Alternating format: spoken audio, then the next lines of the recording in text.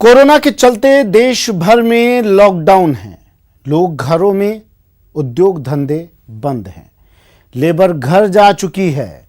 Lockdown third में कुछ राहत देते हुए कुछ उद्योगों को कामकाज की छूट दी गई है, लेकिन मजदूर अपने घरों की ओर निकल गए हैं। कारखाने खाली हैं। मालिकों के सामने सबसे बड़ी चुनौती फैक्ट्रियों को चलाने की है। सवाल है कि बिना मजदूर कैसे चलेंगे कारखाने। देखते हैं मजदूर बिना मजबूर।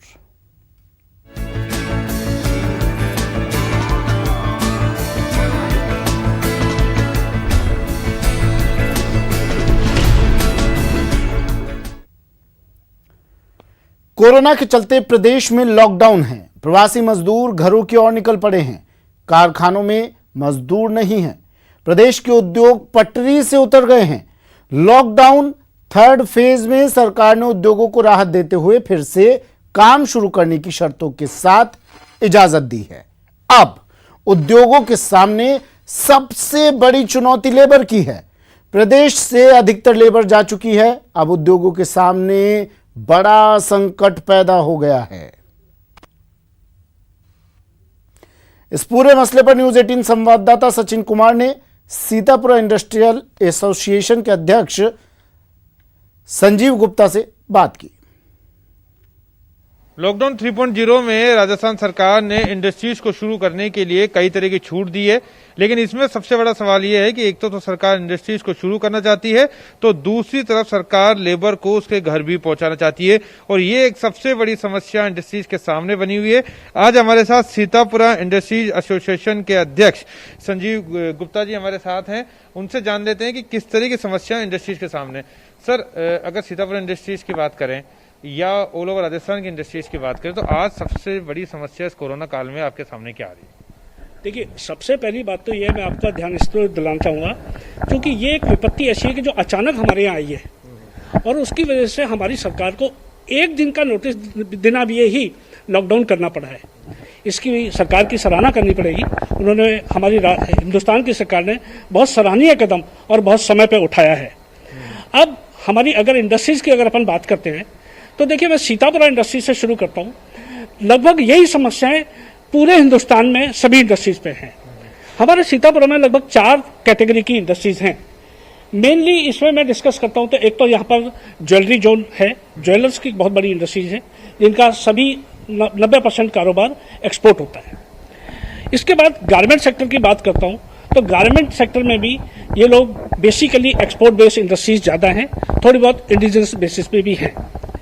तीसरी चीज, यहाँ पर एक हैंडीक्राफ्ट हब है, जहाँ पर हैंडीक्राफ्ट की इंडस्ट्रीज बहुत ज़्यादा हैं, वो भी एक्सपोर्ट से रिलेटेड हैं।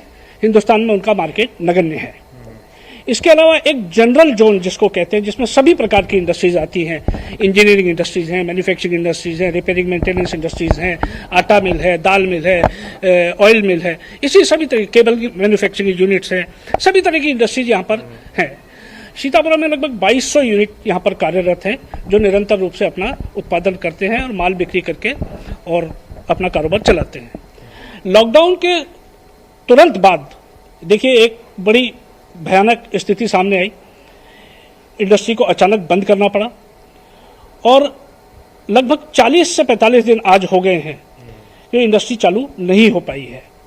अभी 6 दिन पहले सरकार ने इंडस्ट्री को थोड़े से सूक्ष्म रूप से चलाने की अनुमति दी है, वो भी बहुत सारी बाउंडिंग्स के साथ। अभी इंडस्ट्रीज के मन में सबसे बड़ा डर ये है कि आज अगर वो इंडस्ट्री चलाता है और उसकी लेबर में कोई एक भी केस कोरोना पॉजिटिव का आ जाता है, तो उसको भय है कि मेरी इंडस्ट्री का क्या होगा, कितने दिन की सीलिंग होगी, कितने लोगों को क्वारंटाइन किया जाएगा। तो अभी एक भय की स्थिति बनी हुई है। लोगों ने शुरुआत तो करी है, लेकिन बहुत छोटे पैमाने पर करी है। और बहुत ध्यान से रखने की बात है कि वो अपनी एक एक लेबर का रोज मीटर रीडिंग लेना, उनके टेम्परेचर को देखना, उनके मास्किंग देखना, उनके सैनिटाइजेशन कराना, उनको दूर दूर रखना, सभी तरह के ये जो हैं ये निवारण किए जा रहे हैं। अब रह जाती है इंडस्ट्री में कि देखिए, अगर आर्थिक स्थिति देखते हैं अपन इंडस्ट्री की तो बहुत भयानक है। 40 दिन फैक्ट्री नहीं चलना, इसका मतलब प्रोडक्शन नहीं, परचेज नहीं, सेल नहीं, और इसमें सबसे इंपॉर्टेंट चीज है रिकवरी नहीं। और अभी जो सबसे बड़ा समय जो आ रहा है वो ये आ रहा है कि मान लो हमने इंडस्ट्री चालू भी कर दी तो बेचे कहाँ, बायर नहीं है, प्रॉपर रॉ मटेरियल सप्लायर नहीं है, क्योंकि पूरी चेन जब तक नहीं होगी इंडस्ट्री नहीं चल सकती है। सर इसके अलावा लेबर की बड़ी समस्या बता रहे थे कि एक तरफ सरकार कह रही है कि इंडस्ट्री खोलें, दूसरी तरफ लेबर को कह रही है कि आप घर जाना चाहते हैं तो जाइए, हम व्यवस्था कर रहे हैं। तो ये एक सबसे बड़ा शायद लूप होल आ गया है आप लोगों के बीच में। सर इसको सरकार को वास्तव में समझना चाहिए इस चीज को कि पहली चीज तो ये कि ये मार्च के 10 तारीख को होली थी, होली पे काफी लेबर जो है वो निकल जाती है। बच्ची कुछ ही लेबर से हम लोग इंडस्ट्री चलवा रहे थे और 21 तारीख या 22 तारीख से ये लॉकडाउन हो गया। अब ये देखिए कि 22 तारीख से और 27 तारीख के बीच में यहाँ से बहुत बड़ा सेगमेंट लेबर का पैदल, चाहे बस से, चाहे सरकार द्वारा, चाहे ट्रकों द्वारा, चाहे अपने सोर्स से, किसी भी तरीके से वो यहाँ से 60 से 70% लेबर निकल चुकी है।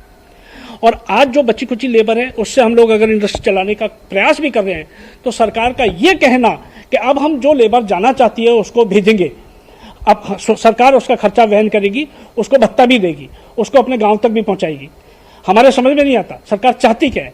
अगर इंडस्ट्री नहीं चलवानी है तो क्लियर करके भाई इंडस्ट्री नहीं चलवानी है। बिना लेबर के इंडस्ट्री कैसे चल पाएगी। आज कोई भी छोटी से छोटी इंडस्ट्री है, देखिए आज बैंक का ब्याज होता है, उसकी अपनी कैपिटल होती है, उसके अपने फिक्स एक्सपेंसेस होते हैं। सरकार ने इंडस्ट्री को आज तक एक भी राहत 50 दिन में एक भी राहत घोषित नहीं करी है। कैसे इंडस्ट्री चल पाएगी। तमाम तरह की मुश्किलों के बीच में आप इंडस्ट्री को चला रहे हैं, लेकिन अब क्या मानते हैं आप, कितना समय और लगेगा अब इंडस्ट्री को खड़ा होने में, तैयार होने में, दोबारा पटरी पर लौटने? देखिए सचिन जी, आपने एक बहुत महत्वपूर्ण सवाल पूछा है और इसका सही जवाब एक्चुअली हकीकत में देखा जाए तो कोई भी नहीं दे पाएगा, लेकिन फिर भी हम सब आशा के अनुरूप काम करते हैं। हमारे सामने एक बहुत बड़ी समस्या आने वाली है और आ रही है कि जो इंडस्ट्रीज क्रेडिट पे माल देती हैं, इंडस्ट्री टू इंडस्ट्री और टू द गवर्नमेंट, वो पेमेंट्स अभी हमारे पास रीपेमेंट्स नहीं आ रहे हैं। क्योंकि एंड प्रोडक्ट अगर गवर्नमेंट बायर है तो गवर्नमेंट उनको पेमेंट करे तो पैसा आए। एक हमारी ये गुजारिश है कि सरकार के पास जितने भी क्रेडिटर्स हैं, सरकार उनको फंड रिलीज करे, वो पैसा बाजार में आए तो रोल ओवर हो, जिससे इंडस्ट्री को पाँव मिले, पहिए मिले, तो इंडस्ट्री गुड़क जाएगी। तो ऐसे में जरूरी है कि अब इस सेक्टर को भी राहत प्रदान की जाए। कैमरा पर्सन दिलीप चैची के साथ सचिन कुमार, न्यूज़ 18 जयपुर। जयपुर की ज्वेलरी की चमक देश ही नहीं बल्कि विदेशों में भी है, लेकिन कोरोना ने इसकी भी चमक फीकी कर दी है। जयपुर से यूरोप, यूएस, जापान, ऑस्ट्रेलिया और यूके में ज्वेलरी एक्सपोर्ट होती है, लेकिन कोरोना के चलते सब कुछ थम गया है। लेबर की कमी से ये इंडस्ट्री अछूती नहीं है। Sitapura James and jewellery industry association के कोषाध्यक्ष राजीव नागौरी से खास बातचीत की संवाददाता सचिन कुमार ने। लॉकडाउन 3.0 में इंडस्ट्रीज को कई रियायतें दी गई थी, उसके बाद जयपुर में कई इंडस्ट्रीज शुरू भी हो चुकी है, लेकिन अभी भी इंडस्ट्रीज के सामने कई तरह की समस्याएं हैं। इस वक्त हम लोग एक ज्वेलरी इंडस्ट्रीज के अंदर मौजूद हैं, जिनके ओनर हमारे साथ है राजीव जी। इनसे बात कर लेते हैं कि किस तरह की समस्या इनको। सर, किस व्यवसाय से आप जुड़े हुए हैं और इस पूरे व्यवसाय की अगर बात करें तो अभी कुछ ऐसी समस्याएं होंगी जो शायद निजात पाना बहुत जरूरी हो गया। हाँ, अभी तो काफ़ी सारी समस्याएं हैं, बल्कि जब से फैक्ट्रियां शुरू हुई है समस्याएं भी उसके साथ ही शुरू हुई है। तो हमारे को भी तो बहुत सारे चैलेंजेस फेस करने पड़ रहे हैं, लेबर से रिलेटेड, प्रोडक्शन से रिलेटेड, काफ़ी गवर्नमेंट की नॉर्म्स से रिलेटेड, गाइडलाइंस को फॉलो करना it's a very big challenge. तो माइग्रेंट लेबर को लेकर ज़्यादा बड़ी समस्या है, क्योंकि बहुत बड़ी संख्या में लोग रजिस्ट्रेशन कराने जाना चाहते हैं, तो उसको लेकर कितना प्रोडक्शन में प्रभाव पड़ा। खास करके ज्वेलरी जो उद्योग है वो माना जाता है कि जयपुर का एक बड़ा सेक्टर माना जाता है, वो कितना उससे हार्मफुल हो रहा है। देखिए, लेबर को लेके बहुत ज़्यादा प्रॉब्लम्स हैं। हम अभी फैक्ट्रियाँ चालू कर रहे हैं कि ताकि लेबर को कुछ पैसा मिल सके। अब लेबर वापस से गांव जाना चाहती है। हमारे ज़्यादातर कारीगर सब कैलकाटा के हैं, जो हमारे आर्टिसंस हैं, और जैसे ही गवर्नमेंट ने अगर ये ट्रेन्स और बसेस खोल दी तो ये सबसे पहले अपने घर जाना चाहेंगे, और उस टाइम पे हमारी इंडस्ट्रीज़ को बहुत बड़ी प्रॉब्लम फेस करनी पड़ेगी। अगर हमारा सारे एक्सपोर्ट हैं, अगर हम एक्सपोर्ट टाइम से नहीं फुलफिल कर पाएंगे तो लेबर के बिना तो हम कर नहीं सकते। अब लेबर चल जाएगी तो हम टाइम से कर नहीं पाएंगे, तो बहुत बड़ी लॉस हमारे को भी होगा, गवर्नमेंट को भी होगा रेवेन्यू में। एक बड़ी समस्या सर आप बता रहे थे कि रॉ मटेरियल को लेकर आ रही है, क्या वजह है? रॉ मटेरियल क्यों नहीं मिल पा रहा है? क्या सिटी जो शहर की चारदीवारी का कर्फ्यू उसके बीच में आ रहा है? देखिए, रॉ मटेरियल काफ़ी सारा तो हमारे पास चाइना से भी आता है, काफ़ी कंट्रियों से रॉ मटेरियल आता है। एक तो वो प्रॉब्लम है कि वहाँ से भी नहीं आ पा रहा है, क्योंकि उसके जैसे हमारे पास स्टोन्स चाहिए होते हैं ज्वेलरी के लिए। स्टोन्स ज़्यादातर मोमडन्स कारीगर हैं, वही बनाते हैं। अब सब शहर के अंदर हैं तो मैन्युफैक्चरिंग सब बंद पड़ी है। हमारे सारे ऑर्डर्स हैं, ऑर्डर बेस्ड काम, स्टोन के बिना तो हम सर्वाइव कर नहीं पाएंगे। रॉ मटेरियल हमारे सिल्वर भी होती है, गोल्ड भी होता है, उनके भी जो डीलर्स हैं वो भी सब शहर में ही हैं, उनके ऑफिसेज सब ब्लॉक पड़ा है, कुछ सिल्वर भी इंपोर्ट नहीं हो पा रही है। तो अभी रॉ मटेरियल जितना हमारे पास अभी है तो ये एक अच्छा पॉजिटिविटी है। दूसरा एक ये भी रीज़न है कि चाइना में बड़ी प्रॉब्लम है, तो जो यूरोपियंस और यूएस बायर्स हैं, जापानीज़ बायर्स हैं, वो इंडिया में शिफ्ट होना चाहते हैं, इंडिया से ज़्यादा काम करना चाहते हैं अब, तो ये अपॉर्चुनिटी भी है ज्वेलरी ट्रेड में। हाँ जी सर, एक जो कुरियर को लेकर समस्या थी, अगर बाहर आप भेज पा रहे हैं सामान, उसमें कोई प्रॉब्लम नहीं आ रही है। इंडिया में अगर माल सप्लाई करना हो ज्वेलरी को लेकर, वो भी एक बड़ी चुनौती बनी हुई है सर। हाँ, अभी इंडिया के अंदर कुरियर सर्विसेज सब बंद है, तो लोकल मार्केट पूरा बंद पड़ा है, तो हम लोग इंडिया में तो कोई बिजनेस कर भी नहीं पा रहे हैं। ये तो हम जितना भी कर रहे हैं वो सब एक्सपोर्ट के लिए कर रहे हैं, बिकॉज ऑफ कि यूएस मार्केट थोड़ा सा खुला हुआ है, जापान मार्केट खुला हुआ है, तो उनके लिए हम लोग काम कर रहे हैं। और वो अभी हमारे कस्टम ऑफिसर्स बहुत हेल्पफुल हैं हमारे लिए, जो कस्टम क्लियरिंग्स करके हमारे शिपमेंट्स को बाहर भेजने के प्रोसीजर में लगे हुए हैं। ये कह रहे थे कि जो ये उद्योग ज्वेलरी उद्योग लॉकडाउन की वजह से ये भी काफी हद तक जो है वो बंद होने की कगार पे आ गया, और अगर स्थितियां नहीं सुधरी तो इस सेक्टर से जुड़ी हुई जितनी भी फैक्ट्रियां या कारखाने हैं उन्हें अंत में बंद ही करना पड़ेगा। कैमरा पर्सन दिलीप चैची के साथ सचिन कुमार, न्यूज़ 18 जयपुर। प्रदेश में जेम्स एंड ज्वेलरी के बाद एक्सपोर्ट सेक्टर में गारमेंट्स इंडस्ट्री का बड़ा नाम है। जयपुर इस इंडस्ट्री का बड़ा हब है। यहां करीब 350 गारमेंट्स यूनिट हैं जो एक्सपोर्ट और बड़े रिटेल स्टोर के साथ काम करती हैं। कोरोना के चलते हुए लॉकडाउन की गाज इस इंडस्ट्री पर भी पड़ी है। इस इंडस्ट्री को मिले करोड़ों के ऑर्डर एक झटके में कैंसिल हो गए हैं। Garment exports association of Rajasthan के अध्यक्ष राजीव दीवान से न्यूज़ 18 संवाददाता सचिन कुमार ने की खास बातचीत। जेम्स एंड ज्वेलरी के बाद अगर राजस्थान से सबसे ज्यादा एक्सपोर्ट होने वाला कोई चीज है तो वो है गारमेंट्स एक्सपोर्टर्स। ये गारमेंट जो है, खास करके लेडीज गारमेंट जो है, वो दुनिया भर में एक्सपोर्ट किए जाते हैं और इसका हब जयपुर को माना जाता है। लेकिन कोविड-19 के बाद ये इंडस्ट्री भी आज पूरी तरह से चरमरा गई है। इस इंडस्ट्रीज को भी आज कई समस्याओं का सामना करना पड़ रहा है। इंडस्ट्री के राजीव दीवान हमारे साथ हैं, जो कि garment export association of Rajasthan के अध्यक्ष भी हैं। दीवान साहब, आपसे जानना चाहेंगे कि आखिर ऐसी क्या वजह रही कि ये इंडस्ट्री भी कोविड-19 की चपेट में आई? देखिए, हम लोगों का तो दो सेगमेंट हैं काम के। एक रिटेल स्टोर है, लाइक जैसे पेंथलून, बिग बाजार, और एक एक्सपोर्ट्स का है। तो आज के हालात में ओवरऑल इंटरनेशनली पोजीशन बहुत खराब है। सारे स्टोर्स बंद हैं, ऑलमोस्ट एवरीवेयर लॉकडाउन में है, चाहे यूरोप हो या अमेरिका हो या इंडिया हो। तो ये कहने की जरूरत नहीं है कि बहुत बुरी हालात में है गारमेंट इंडस्ट्री, और वो सबको मालूम है। जी सर, खास करके अगर बात की जाए कहाँ किस देश में आप लोग एक्सपोर्ट करते थे? पूरे यूरोप में एक्सपोर्ट ज्यादा होता था, वहाँ बिल्कुल काम खत्म हो चुका है। देखिए, यूरोप, अमेरिका, यूरोप से मेरा मतलब इटली, फ्रांस, जर्मनी, सारे सब आ गया। अमेरिका, साउथ अमेरिका, जापान थोड़ा सा चल रहा था लास्ट वीक तक, बट वहां भी अभी 1 महीने की इमरजेंसी लागू हो गई है। तो एक्सपोर्ट का काम एज गुड एज डेड है। लोग बाग ऑफिस नहीं आ रहे हैं, माल सेल कर रहा है, माल पहुंच चुका है, माल हमारी फ्लोर्स पे पड़ा हुआ है डिस्पैच के लिए, किसी का कोई खुलासा नहीं है। मेजरली कैंसिलेशन हो चुकी है। कुछ बायर्स ने बोला है कि इसको वो बाद में एक्सेप्ट करेंगे। और अगर इंडिया की बात करें, जो रिटेल स्टोर है उनकी क्या पोजीशन है? उन्होंने भी ऑर्डर्स कैंसिल किए? देखिए, मैं बिल्कुल आपको शॉर्ट एंड स्वीट टर्म्स में बताऊं कि केंद्रीय सरकार को गारमेंट इंडस्ट्री को, एसएमई डिवीजन को चलाना है या क्या करना है, सोचने के सिर्फ 2 ही मुद्दे हैं मेजरली।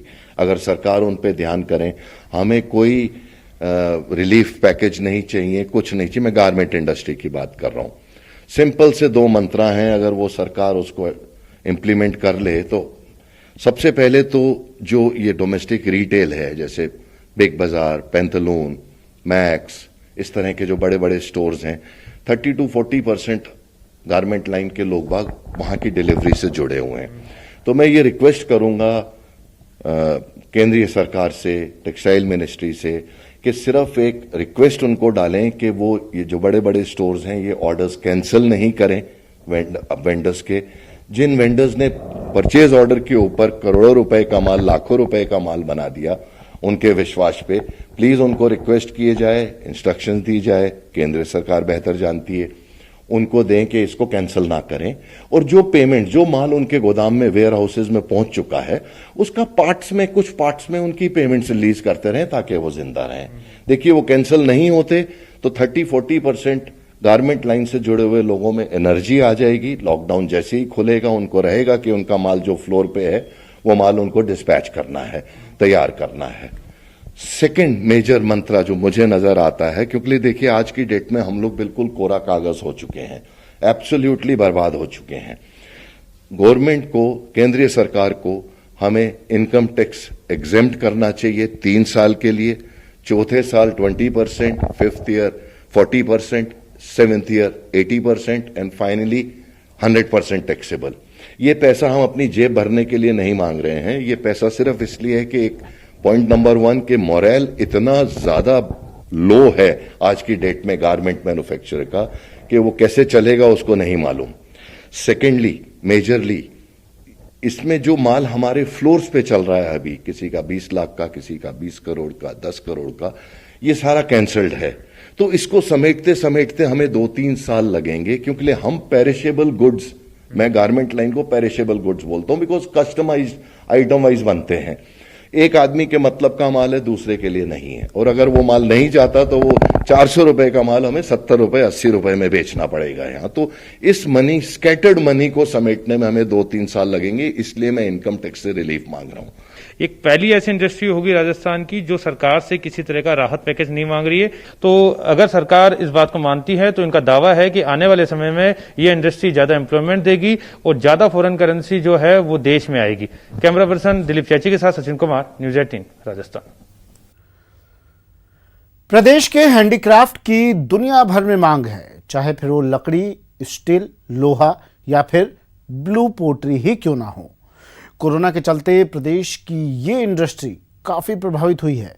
जयपुर और जोधपुर से बड़ी संख्या में हैंडीक्राफ्ट उत्पाद फ्रांस, जर्मनी, यूएस, यूके और कई देशों में एक्सपोर्ट होते हैं। दुनिया भर में लॉकडाउन के चलते हैंडीक्राफ्ट का एक्सपोर्ट पूरी तरह से बंद हो चुका है। इस उद्योग की लेबर भी घर जा चुकी है, जिससे यहां कामकाज ठप है। न्यूज 18 राजस्थान के संवाददाता सचिन कुमार ने हैंडीक्राफ्ट उद्योग से जुड़े अचल गुप्ता से की बातचीत। अगर हैंडीक्राफ्ट की बात की जाए तो जयपुर और जोधपुर 2 बड़े शहर ऐसे हैं जहां हैंडीक्राफ्ट का व्यवसाय चरम पर है। लेकिन कोविड-19 के बाद में अब स्थिति यह है कि दोनों ही शहर रेड जोन में है। ऐसे में इन दोनों उद्योगों के सामने एक बड़ी समस्या आ गई है कि ये उद्योग इस समय पूरी तरह से जो है कोविड-19 की चपेट में आ गए हैं और कई समस्याएं इस उद्योग के सामने है। हमारे साथ अचल हेरिटेज के अचल गुप्ता हैं, उनसे जान लेते हैं कि हैंडीक्राफ्ट बिजनेस इस समय कितनी परेशानियों से जूझ रहा है। सर, स्वागत है आपका न्यूज 18 पर।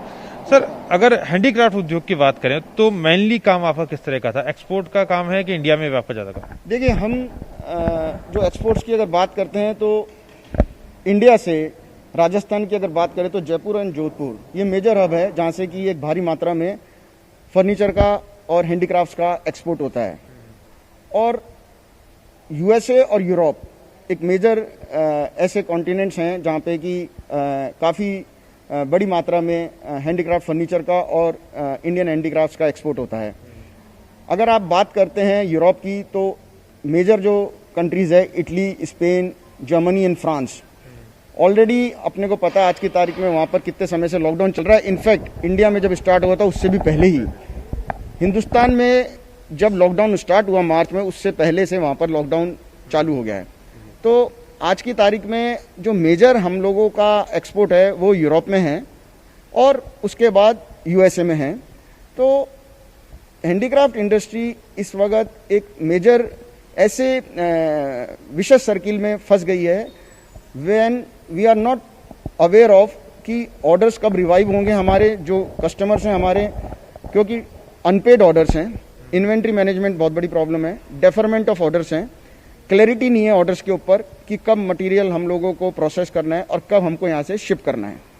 जो बना हुआ मटेरियल है हमारे पास ऑलरेडी एज ऑन डेट, जब लॉकडाउन हुआ तो इंडस्ट्री के पास काफ़ी सारा मटेरियल ऐसा था कि जो ऑलरेडी इन हाउस उनके पास फ्लोर के ऊपर तैयार हो रहा था, चल रहा था, which is in the finish form, unfinished form, packed form. But अब जब सिचुएशन ऐसी हो गई है तो हर क्लाइंट चाहता है कि अगर ऑपरेशन स्टार्ट भी होंगे तो वो जो प्रायोरिटी है उसके अकॉर्डिंग ही वो मटेरियल को लिफ्ट करना चाहेगा। ऐसी दृष्टि में हैंडीक्राफ्ट सेक्टर्स और या एमएसएमईज की अगर बात करें तो उनके सामने बहुत बड़ा चैलेंज है कि उस वापस से उस रीशेड्यूल ऑर्डर को कैसे प्रोसेस करना है, कैसे जो बना हुआ मटेरियल उसको साइड में लगाना है और नया मटेरियल को प्रोसेस करना है। देखिए हैंडीक्राफ्ट लेबर अगर बात करते हैं तो हैंडीक्राफ्ट जो एक शब्द है वो जैसा कि शब्द से पता चल रहा है हाथ द्वारा हस्तशिल्प जिसको बोलते हैं, तो उसमें बहुत एक भारी मात्रा में labour already associated with the handicraft sector. और लेबर की जब बात करते हैं तो राजस्थान, बिहार, यूपी, इधर से बहुत सारा लेबर जो है हैंडीक्राफ्ट इंडस्ट्री से जुड़ा हुआ है। तो इंटर स्टेट और इंटर स्टेट की जो अभी लेबर की बात करते हैं, स्थिति ऐसी है आज की तारीख में हैंडीक्राफ्ट सेक्टर के पास में इंटर स्टेट लेबर की तो वो उम्मीद भी नहीं कर सकते कि कैसे उनको मिलेगी। बट जो इंटर स्टेट लेबर है उनको भी they are still not very much clear कि guidelines red zone, green zone और ऑरेंज जोन के हिसाब से डिफाइन हो गई। बट द लेबर जो हैं वो ये नेगोशिएट भी नहीं कर सकते हैं कि कौन से जोन से वो निकलेंगे और कौन से जोन को क्रॉस करते हुए वो अपनी यूनिट तक पहुंचेंगे।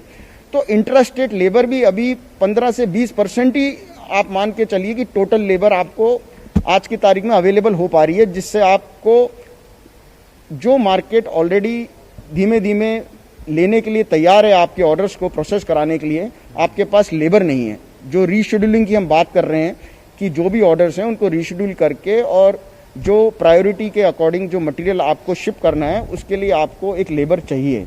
वो लेबर आपको अवेलेबल नहीं है इस वक्त। इंटर स्टेट की हम बात नहीं कर रहे हैं क्योंकि इंटर स्टेट लेबर तो अभी आने के लिए बहुत समय लगेगा। जो ऑलरेडी लेबर बाहर चले गई अपने गाँवों में, अपने विलेजेस में, कुछ तो आना ही नहीं चाह रही है और जो आना चाहती है वो भी एक सेफ्टी एंड सिक्योरिटी के साथ में आना चाहती है। क्या उम्मीद करते हैं आप कि आने वाले समय में कब इस इंडस्ट्री के लिए एक अच्छा समय आएगा, कितना समय वो लग जाएगा रिवाइव होने में? देखिए ये एक बहुत ही अच्छा क्वेश्चन है, but at the same time very because पूरा वर्ल्ड इसका जवाब नहीं दे पा रहा है। जो आपने मेरे से क्वेश्चन पूछा है, if someone is able to reply तो एवरीवन वुड बी हैप्पी, मतलब हर आदमी खुश हो जाएगा कि इसका मुझे पता है कि ये 6 महीने बाद खत्म हो जाएगा, कि ये साल भर बाद खत्म हो जाएगा, कि ये 1.5 साल बाद खत्म हो जाएगा। अगर ऐसी क्लैरिटी अगर ग्लोबली सबको मिल जाए तो आई एम श्योर कि लोग पेशेंस के साथ में अपने आप को प्रोटेक्ट करके 6 महीने के लिए या साल भर के लिए कन्फाइंड रख सकते हैं। बट अभी चूंकि ये जो पेंडेमिक सिचुएशन है जैसा कि चाइना से स्टार्ट हुई, तो स्टार्ट होके दिसंबर में शायद इनफैक्ट स्टार्ट हो गई और उसके बाद आज already we are 4-5 months ahead of that, और आज भी ये क्लैरिटी नहीं है, ये बढ़ रही है, अभी कम नहीं हो रही है। तो at this point of time it is very difficult to analyse कि ये सिचुएशन कहाँ जाकर रुकेगी और कब रुकेगी। तो ऐसे में पूरे एमएसएमई सेक्टर के लिए एक रिवाइव पैकेज, एक बेल आउट पैकेज की अब जरूरत आन पड़ी है। कैमरा पर्सन दिलीप चाची के साथ सचिन कुमार, न्यूज़ 18 जयपुर। मजदूर बिना मजबूर, मजदूर होंगे तभी विकास की पटरी पर ट्रेन सरपट दौड़ पाएगी। फिलहाल इतना ही, दीजिए इजाजत, नमस्कार।